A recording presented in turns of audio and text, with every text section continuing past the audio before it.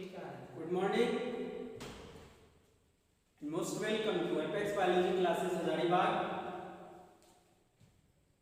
आज हम लोग देखेंगे एसेक्सुअल रिप्रोडक्शन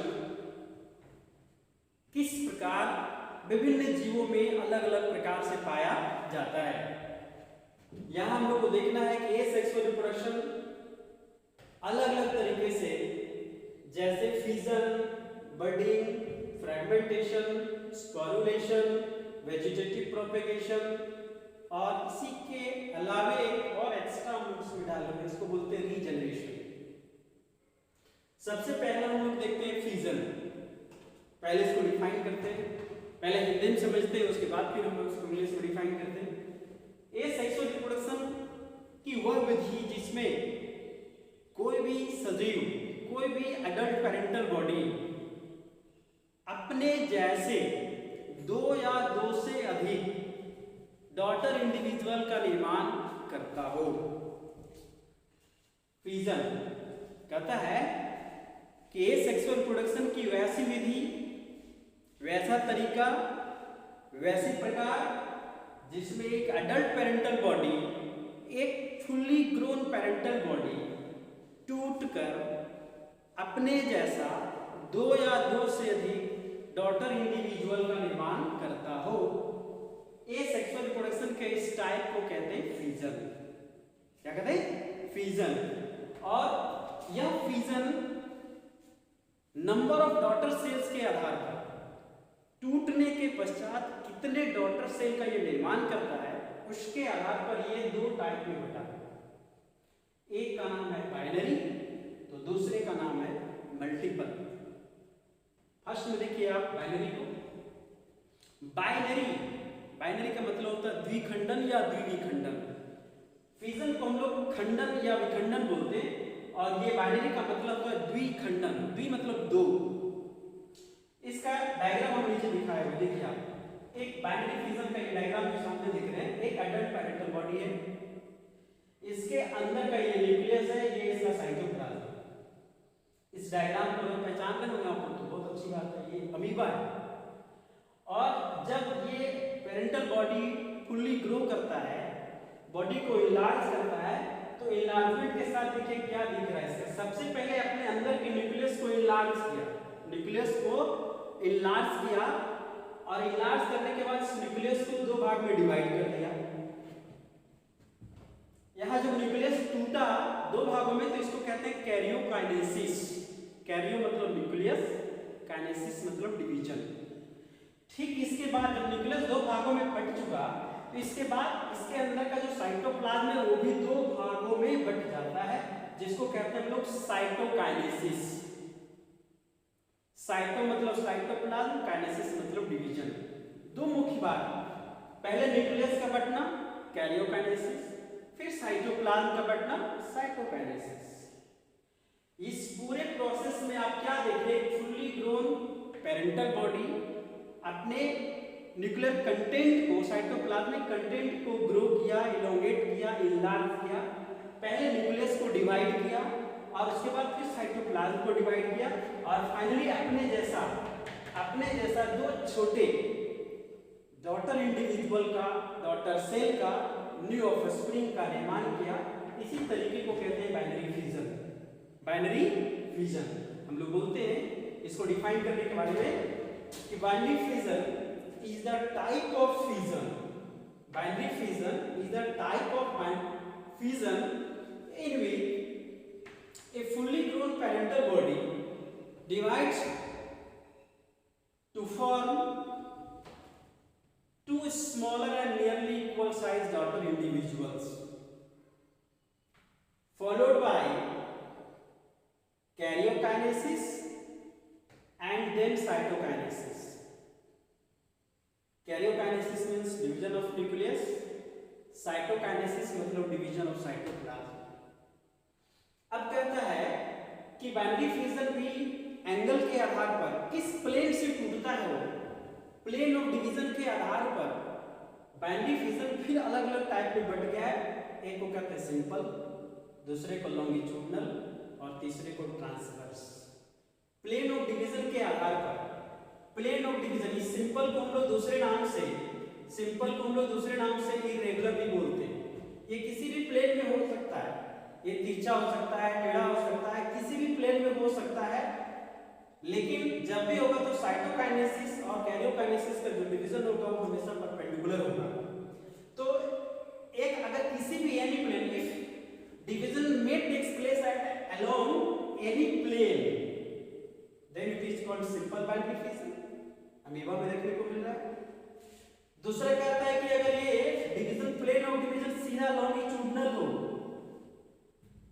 लॉन्गिट्यूडनल एक्सिस पर अगर डिवीजन होता हो तो ये लॉन्गिट्यूडनल बाइनरी फिजन कहलाता है। तीसरा कहता है अगर इसका प्लेन ऑफ डिवीजन ट्रांसवर्स हो तो ये ट्रांसवर्स बाइनरी फिजन कहलाता है। इसलिए इस प्रकार का डिवीजन जो सिंपल, लॉन्गिट्यूडनल, ट्रांसवर्स, ये प्लेन ऑफ डिवीजन के आधार पर दो डिवीजन दिख रहा है आपको, एक कैरियोकाइनेसिस और एक साइटोकाइनेसिस। तो साइटोकाइनेसिस और कैरियोकाइनेसिस का जो डिवीजन एंगल होगा, जो प्लेन होगा, उसके आधार पर फिर ये और अलग टाइप में बंटता है, परंतु इतना ही हम लोग के लिए काफी है। फिजन का ये पहला टाइप बाइनरी फिजन, इस बाइनरी फिजन को हम लोग मुख्य रूप से देखें। बहुत इंपॉर्टेंट क्वेश्चन भी पूछता है इससे, ऑब्जेक्टिव क्वेश्चन भी पूछता है कि आखिर एक सबसे महत्वपूर्ण क्वेश्चन यहाँ पे है कि what is binary fission and when does it occurs. Binary और मल्टीपल में कभी-कभी डिफरेंस भी पूछता है, डेफिनेशन भी पूछता है, डिफरेंस भी पूछता है, 1 मार्क्स या 2 मार्क्स का क्वेश्चन भी अलग से पूछता है। बाइनरी फिजन की एक सबसे बड़ी खासियत है कि बाइनरी फिजन जब भी होता है तो एनिमल के फेवरेबल कंडीशन में होता है, और मल्टीपल फिजन जब भी होता है तो ये अनफेवरेबल कंडीशन में होता है। इसलिए ऑब्जेक्टिव क्वेश्चन इसमें बुक्स में मिलेगा बहुत जगह, और हम लोग भी इसको टेस्ट वगैरह में लेंगे कि in which condition binary fission takes place. Answer होगा फेवरेबल कंडीशन। दूसरे क्वेश्चन को हम लोग यहां देखें कि during unfavourable condition amoeba how divide through multiple fission. अब देख लीजिए, ये पहला इंपॉर्टेंट क्वेश्चन, ये फेवरेबल कंडीशन में होने वाला, ये अनफेवरेबल कंडीशन में होने वाला। जरा इसका डेफिनेशन देख लीजिए। ये तो अमीबा का हो गया, डायग्राम कैसे किस स्टेज से पास किया। ये मल्टीपल फिजन में देखिए कि एक एडल्ट पेरेंटल बॉडी, ये इसका न्यूक्लियस है, ये इसका साइटोप्लाज्म है, और जब इसका न्यूक्लियस आगे ग्रो किया तो ग्रो करने के बाद धीरे धीरे छोटे-छोटे डॉटर न्यूक्लियस में अचानक टूट गया बहुत सारे बार।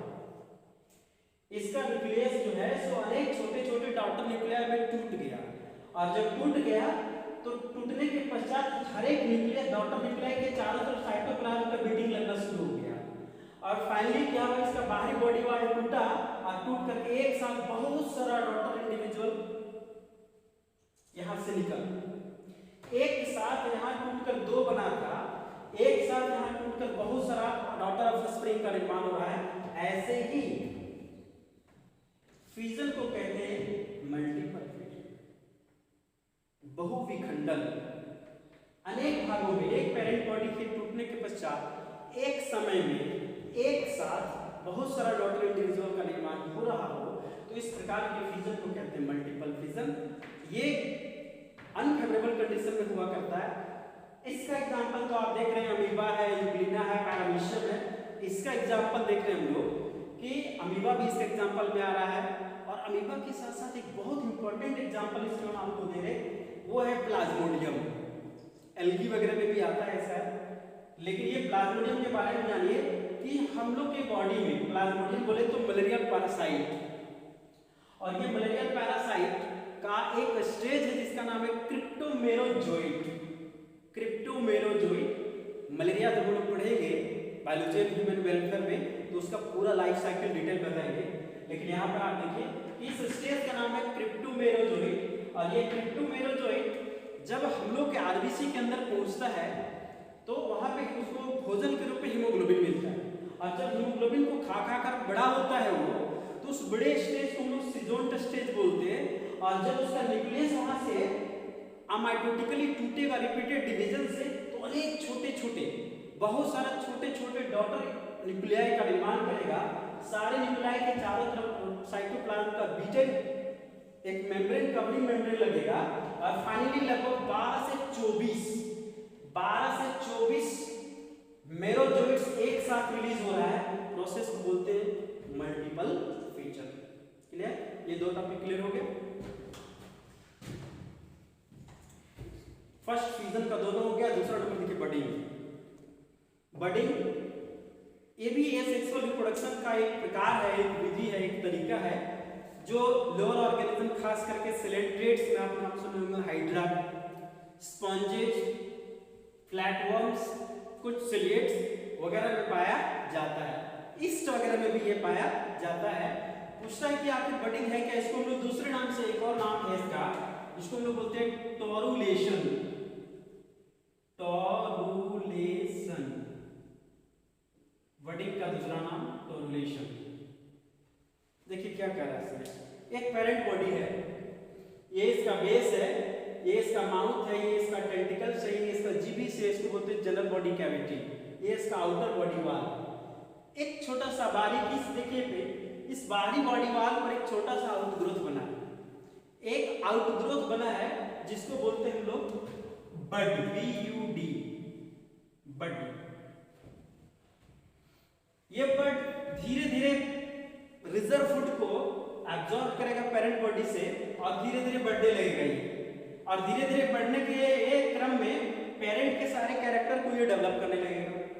धीरे धीरे धीरे भोजन खाते जाएगा, ये बढ़ते जाएगा, खाते जाएगा, बढ़ते जाएगा और ये अंततः ये पेरेंट से टूटकर अलग हो गया। अब ये न्यू हाइड्रा के रूप में, एक नया ऑर्गेनिज्म के रूप में, ये एक डॉटर हाइड्रा। अब क्या होगा कि धीरे धीरे ये खाएगा, पिएगा, बढ़ेगा और एक इंडिपेंडेंट लाइफ के रूप में ये भी रिपीट करेगा। उसी प्रोसेस को हम लोग कहते हैं बडिंग या दूसरे नाम से बोलते हैं टोरुलेशन। दरअसल ये बड यदि बॉडी के अंदर कैविटी में बनता है तो बोलते हैं इंडोजीनियस, बॉडी के बाहरी सरफेस पर बनता है तो बोलते हैं एक्सोजीनियस। ये दो प्रकार का हो गया। खास करके इसका बेस्ट एग्जांपल जो सबसे कॉमन है वो है हाइड्रा, और जो दूसरा एग्जांपल हम आपको बता रहे हैं वो है ईस्ट, एक प्रकार का फंजाई। बडिंग भी हो गया। ये है देखिए फ्रैगमेंटेशन। ये सेक्सुअल रिप्रोडक्शन का अगला टाइप है फ्रैगमेंटेशन। फ्रैगमेंट का मतलब होता है टुकड़ा। बिल्कुल मिलता जुलता है इससे, फिजन की तरह मिलता जुलता है। और क्या कहता है कि it is also a type और मेथड और mode of asexual reproduction in which the adult parental body breaks into two or more small pieces or fragments due to wave action, natural death or decay of the older part of the body. शरीर के पुराने भागों के टूटने से wave action के द्वारा, water currents के द्वारा, नेचुरल डेथ और डिके के द्वारा बॉडी पार्ट छोटे छोटे खंड में टूट जाता है और टूट करके वो जो उसके बॉडी का रिजर्व सेल है वो प्रोलिफरेट करता है और प्रोलिफरेट करने के बाद सुटेबल कंडीशन पाकर वो धीरे धीरे ग्रो करता है और ग्रो करके फिर से वो एक नए ऑर्गेनिज्म का निर्माण करता है। हम लोग इसी मेथड को कहते हैं फ्रैगमेंटेशन। ये हाइड्रा में एग्जांपल के रूप में पाया जाता है, स्पॉन्जेस में पाया जाता है, स्टारफिश में पाया जाता है, फ्लैटवर्म्स वगैरह में भी कुछ है, प्लानेरियंस ग्रुप में भी है। ये हो गया फ्रैगमेंटेशन। उसके बाद है स्पोरुलेशन। ये भी ये सेक्सुअल रिप्रोडक्शन का अगला मेथड है जो कहा जाता है क्या कि खास करके मोनेरल ग्रुप में एल्गी हो गया, फंजाई हो गया, प्रोटिस्ट हो गया, मोनेरा ग्रुप हो गया, इन सारे ग्रुप में, इन सारे जीवों में यह सेक्सुअल रिप्रोडक्शन की विधि पाई जाती है, जिसमें हम लोग यह देखते हैं कि छोटा छोटा माइन्यूट मोटाइल और नॉन मोटाइल स्ट्रक्चर्स बॉडी के टर्मिनल पार्ट से टूटकर या विखंडित होकर, वो विखंडित होकर बनता है, जिसको हम लोग दूसरे नाम से एक वेजिटेटिव रिप्रोडक्टिव स्ट्रक्चर के रूप में हम लोग स्पोर्स बोलते हैं और उसी स्पोर के बनने के प्रोसेस को स्पोरुलेशन बोलते हैं। Sporulation, the method of formation of spores is known as sporulation. And what are the spores? Spores are the smallest reproductive structures formed by degradation and proliferation of the older body parts। खास करके fungi group हो गया, algae group हो गया, मोनेरल group हो गया, protist group हो गया, इन सबों में ये पाया जाता है। दो तरह का स्पोर्स देखने को मिलता है। एक स्पोर्स जो मोटाइल्स होता है, जिसमें जो नेकेड है, मोटाइल है और जिसमें मूवमेंट की क्षमता होती है, जो खास करके एक्वेटिक मीडियम में पाया जाता है, उसको हम लोग जूस्पोर बोलते हैं। क्या बोलते हैं? जूस्पोर। और एक दूसरा है जो नॉन मोटाइल होता है, यानी जिसमें मूवमेंट कैपेसिटी नहीं होती, हम लोग उसको जूस्पोर के अलावा दूसरा जो नाम आया उसको हम लोग बोलते हैं अलग अलग नाम से। स्पोरेंजिया है, उसमें नॉन मोटाइल स्पोर्स के रूप में दूसरे जीवों में जो पाए, खास करके क्लाइमाइडोमोनास है, स्पाइरोगायरा है और अलग अलग जीवों में पाया जाता है, पेनिसिलियम वगैरह है। ये स्पोरुलेशन बहुत ही संक्षेप में कहना है कि ये सेक्सुअल रिप्रोडक्शन की वैसी विधि जिसमें छोटे छोटे स्पोर के द्वारा जनन का कार्य होता है, वो पुराने ओल्डर पार्ट से स्पोर बनकर बिखर जाता है वो, और फिर बिखरने के बाद जहां से सूटेबल कंडीशन पाता है वो फिर से जर्मिनेट होकर के वो नए ऑर्गेनिज्म का निर्माण करता है। इसलिए इसका दो काम हो गया। एक काम हो गया डिस्पर्सल, एक जगह से बॉडी पार्ट से टूट कर अलग होकर वो डिस्पर्स कर जाना दूसरे जगह, और दूसरा काम है उसका फिर से रीजनरेट करके एक नए ऑर्गेनिज्म को निर्माण करना। और इसी स्पोरुलेशन के बाद फिर अगला मेथड हम लोग का है जिसको कहते हैं वेजिटेटिव प्रोपेगेशन, यानी ये सेक्सुअल रिप्रोडक्शन का बहुत ही इंपॉर्टेंट टाइप है, जिसमें नए ऑफस्प्रिंग्स का निर्माण, नए जीव का निर्माण, नए संतान का निर्माण पेरेंटल ऑर्गेनिज्म के वेजिटेटिव पार्ट से होता है, जिसको प्रोपेग्यूल्स या प्रोपेगेट कहते हैं। प्रोपेग्यूल्स या प्रोपेगेट बोलते हैं हम लोग। तो वेजिटेटिव प्रोपेगेशन को हम लोग बाद में देखते हैं, इसके पहले जरा सा एक लाइन में रीजनरेशन को बता देते हैं कि रीजनरेशन एक प्रकार से देखा जाए तो नोट में हम लोग दिए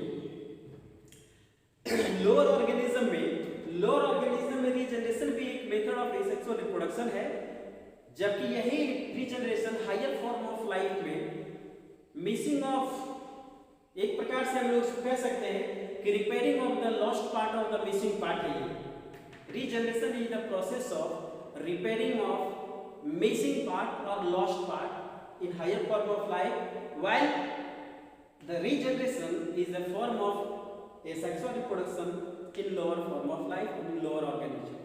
इसलिए ये भी एक प्रकार का आप सुने होंगे कि खास करके हम लोग देखते हैं छिपकली का पूंछ जो है वो कटकर जब अलग हो जाता है तो पुनः वो छिपकली अपने खोए हुए पूंछ को फिर से धीरे धीरे विकसित कर लेती है। हम लोग इस प्रोसेस को कहते हैं रीजनरेट कर लेना।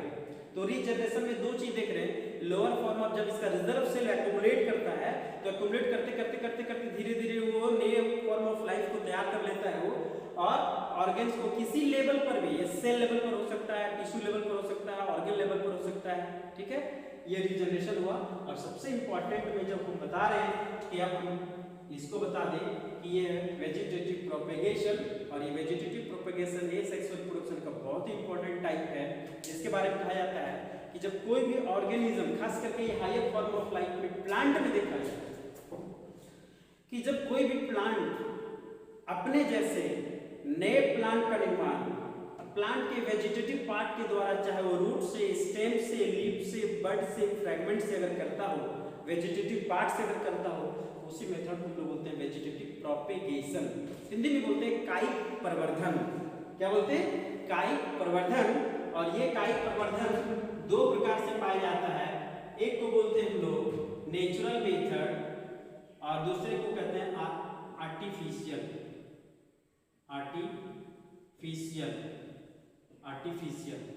देखिए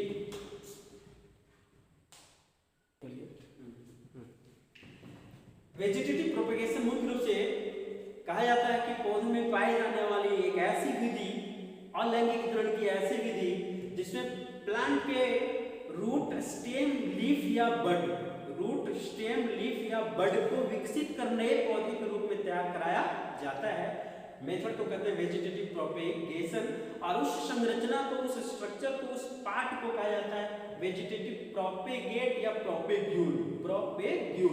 मुख्य रूप से ये दो तरीके से होता है। एक होता है नेचुरल वेजिटेटिव प्रोपेगेशन और दूसरा आर्टिफिशियल वेजिटेटिव प्रोपेगेशन। यानी वेजिटेटिव प्रोपेगेशन फिर दो मेथड से पाया गया, एक नेचुरल मेथड द्वारा और एक आर्टिफिशियल मेथड द्वारा। तो नेचुरल मेथड सीधा सीधी वर्ड से मीनिंग है, हम मिल रहा है हमको साफ साफ इसका मीनिंग। नेचुरल का मतलब होता है प्राकृतिक, जो प्राकृतिक विधि द्वारा होता है, जो प्रकृति में स्वयं होता है। ये मनुष्य द्वारा कोई तरह का टेक्निक इसमें इन्वॉल्व नहीं होता है। यानी that method of vegetative propagation which occurs naturally, which occurs in natural condition without employing any man-made technique. Any man-made technique. It occurs in natural condition without any man-made technique. इसलिए इसका नाम हो गया natural method. दूसरा क्या था artificial method, ये मानव निर्मित विधि द्वारा, मनुष्य द्वारा तैयार की गई विभिन्न विधियों द्वारा, ये नाम है आर्टिफिशियल यानी कृत्रिम विधि द्वारा। तो बागवानी में खास करके कृषि के क्षेत्र में मनुष्य द्वारा, किसान द्वारा और ऐसे एक से एक टेक्नीशियन के द्वारा ये अनेक तरीके से किया जाता है। तो अभी आर्टिफिशियल अगर कहा जाए या नेचुरल कहा जाए, तो नेचुरल में अगर हम लोग देखते हैं नेचुरल, तो नेचुरल में अलग, रूट से अलग, स्टेम से अलग, लीफ से अलग, लीव्स, रूट, स्टेम, लीफ। देखिए natural method of vegetative propagation by root, sweet potato,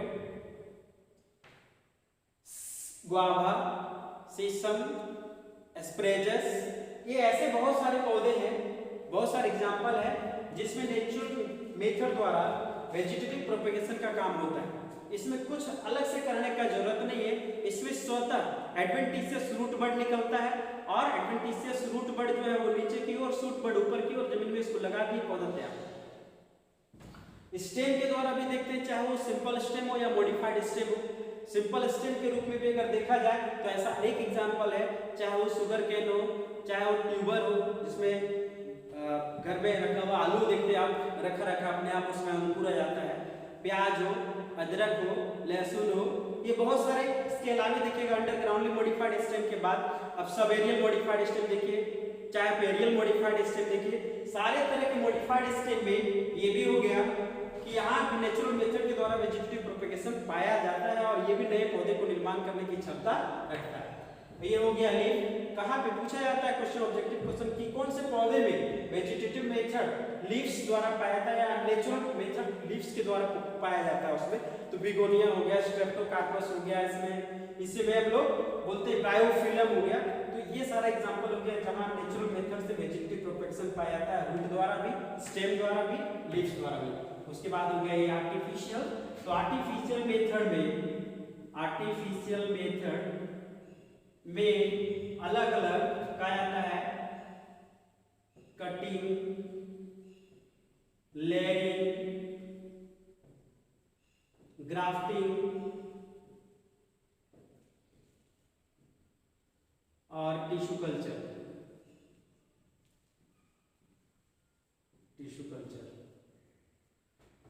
artificial मानव निर्मित विधि द्वारा वेजिटेटिव प्रोपेगेशन भी अलग अलग विधियों द्वारा पाया जाता है, अलग अलग विधियों द्वारा संपन्न होता है, जिसमें cutting, layering, grafting, tissue culture.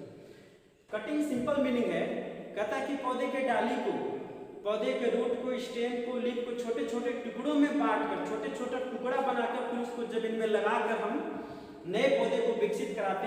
उसका जो हॉरिजॉन्टल सेक्शन होता है कटा हुआ, लोअर नोड जमीन के अंदर और अपर नोड जमीन से ऊपर हम लगा करके गमले में या मिट्टी में या जमीन में खोद कर उसको हम गाड़ देते हैं। उसमें कुछ हार्मोन स्टिमुलेटिंग, कुछ खास करके केमिकल ग्रोथ हार्मोन्स जैसे बीए के रूप में आता है, उसमें एबीए में बोलते हैं, उसमें एब्सिजिक एसिड एक है, ठीक ना। हम लोग इसी तरह से हम लोग बोलते हैं ग्रोथ हार्मोन के रूप में उसको थोड़ा स्टिमुलेट कर दिया जाता है, और रूट प्रमोटिंग हार्मोन है, उसको लगा दिए जमीन में, पौधा के रूप में विकसित हो गया वो। एक हो गया लेयरिंग, पौधे के फ्रेश ब्रांच को छील करके उस पर मिट्टी का एक लेप चला दिया गया और उस पर कपड़े से ढक दिया गया, उस पर बराबर बहुत कम मात्रा में वाटर ड्रिपिंग दिया गया। कुछ दिन के बाद देखेगा कि छिले हुए पार्ट से रूट निकल गया, एडवेंटिशियस रूट। बाद में उसको फेवरेबल कंडीशन आने के बाद हम वहां से काट कर हटा दिए, हटाकर लगा दिए दूसरा नया पौधा तैयार। ये लेयरिंग हो गया। ये दो तरह का, एक जमीन के लोअर ब्रांचेस, खास करके प्लांट के लोअर ब्रांचेस में अगर करके जमीन के पास उसको अगर ढक दिया जाता है मिट्टी से, तो उसको हम लोग ग्राउंड लेयरिंग बोलते हैं। और एक अपर हायर ब्रांचेज में अगर होता है तो उसको लोग एयर लेयरिंग या गुट्टी बोलते हैं। ये तीसरा नंबर है ग्राफ्टिंग। कहता है कि दो क्लोजली रिलेटेड वैरायटीज के बीच में प्लांट का एक निचला हिस्सा और दूसरे एक सुपीरियर वैरायटी वाले प्लांट का एक अपर हिस्सा काट करके दोनों डिफिनिट शेप में काट कर उसको इस प्रकार कंपोजिटली जोड़ दिया जाता है, बैठा दिया जाता है, मिला दिया जाता है दोनों को, और मिलाकर यहाँ पर ग्राफ्टिंग सॉइल से इसको बीच में बांध दिया गया। बांध देने के बाद में एक ऐसा ऊपर से इसमें नया बड जब धीरे धीरे विकसित होने लगा तो ग्राफ्टिंग सक्सेसफुल, यानी कि ये दो प्लांट, नीचे वाला का पार्ट का नाम स्टॉक और ऊपर वाले प्लांट पार्ट का नाम scion. Grafting mode of section के आधार पर, टाइप ऑफ कटिंग और यूनियन के आधार पर ग्राफ्टिंग को V shape, L shape, tongue shape, अलग अलग शेप में कहा जाता है। ग्राफ्टिंग को हम अलग अलग शेप के आधार पर, मोड कटिंग के आधार पर, मोड ऑफ यूनियन के आधार पर कर सकते हैं, ठीक है। इसमें मैंगो में, एप्पल में, रोज में अक्सर ये पाया जाता है। और ये हो गया टिश्यू कल्चर, जिसको हम लोग बोलते हैं माइक्रो प्रोपेगेशन। प्लांट के सुटेबल फ्रेश वेजिटेटिव पार्ट को, चाहे वो रूट से, स्टेम से, लीफ से, बड को फ्रेशली उसको एक्सरसाइज करके एक सुटेबल कल्चर मीडियम में देकर हम less land, less time, less money, कम समय, कम जगह, कम खर्च में इस प्रकार उसको हम मल्टीप्लाई कराते हैं, इस प्रकार उसको ग्रो कराते हैं कि कम से कम समय में अधिक से अधिक वो नए पौधे को, नए ऑफस्प्रिंग को तैयार करता हो। इसलिए हम लोग इसको दूसरे नाम से, इसको सीधा सीधी बोलते हैं माइक्रो प्रोपेगेशन, या दूसरा नाम है इसका टिश्यू कल्चर, इसको बोलते हैं उत्तक प्रवर्धन। तो ये cutting, layering, grafting, tissue culture, ये चार अलग अलग टाइप हो गया आपका आर्टिफिशियल का। इसी में एक बड ग्राफ्टिंग भी आता है, जिसमें रोज वगैरह में, एप्पल वगैरह में देखा जाता है कि जो सुटेबल वैरायटी का जो बड हो गया, उसके बड को एक्सरसाइज करके, बड को वहां से काट कर निकाल कर फिर किसी ओल्ड प्लांट में हम उसको एक कैविटी बनाकर हम उसको इंसाइज कर देते हैं, और ग्राफ्टिंग वैक्स से उसको हम पेस्ट कर करके कपड़े से बांध देते हैं। बाद में पता चलता है कि वो हमारा बड ग्रो कर गया और फिर एक नया पौधा तैयार कर दिया, इसलिए उसको हम लोग बड ग्राफ्टिंग बोलते हैं। ये चार इसका हो गया। अलग से नोट में भी बड ग्राफ्टिंग भी बोलते हैं। कुल मिलाकर के आप देख लिए कि नेचुरल मेथड भी हो गया, आर्टिफिशियल मेथड हो गया। अब हम लोग देखना है कि एसेक्सुअल रिप्रोडक्शन का क्या सिग्निफिकेंस है और वेजिटेटिव प्रोपेगेशन का क्या सिग्निफिकेंस है। पहले एसेक्सुअल रिप्रोडक्शन का सिग्निफिकेंस, दो चीज देखिए, इसमें मेरिट भी है और डिमेरिट भी है। मेरिट क्या आता है कि एसेक्सुअल रिप्रोडक्शन में सिंगल पेरेंट इन्वॉल्व होता है, तो जब इसमें सिंगल पेरेंट इन्वॉल्व हो रहा है तो ये यूनिपेरेंटल कहलाया, यानी ये मेरिट हो गया। इसका मेरिट क्या हुआ कि there is no need to search for a mate, it involves single parent. Uniparental हो गया, यानी दूसरा पेरेंट की आवश्यकता, डबल पेरेंट की आवश्यकता नहीं पड़ती मेटिंग के लिए, इसे पार्टनर की आवश्यकता नहीं पड़ती। दूसरा पॉइंट क्या रहा है इसका कि जब ये सिंगल पेरेंट में हो रहा है तो इसमें गैमेट नहीं बनता है, इसमें फर्टिलाइजेशन नहीं होता, तो ये आसानी से होता है, ये जल्दी होता है, ये सिंपलर मेथड है, ये रैपिड मेथड ऑफ मल्टीप्लिकेशन है। और दूसरी बात कि ये सेक्सुअल मेथड से जो ऑफस्प्रिंग्स बनता है वो नए एनवायरनमेंट में अपने आप को जल्दी एडजस्ट कर लेता है। ये सारा इसका सिग्निफिकेंस हो गया, इसका मेरिट हो गया। अब कहता है इसका डिमेरिट क्या चीज है। डिमेरिट के बारे में देखिएगा, सबसे पहले खास बात कहा कि ये बहुत रैपिड मेथड ऑफ मल्टीप्लिकेशन, कम समय में अधिक से अधिक ऑफस्प्रिंग को तैयार करता है। तो बहुत कम समय में अधिक से अधिक ऑफस्प्रिंग को तैयार करेगा तो निश्चित रूप से it causes overcrowding and it results severe competition among the offsprings. एक वो बात, जब यहाँ सिंगल पेरेंट इन्वॉल्व हो रहा है, ये डिमेरिट्स में देख लीजिए, ये इसका डिमेरिट्स हो गया कि ये बहुत कम समय में अधिक से अधिक संतान को उत्पन्न करता है, ये इसका ड्रॉबैक हो गया।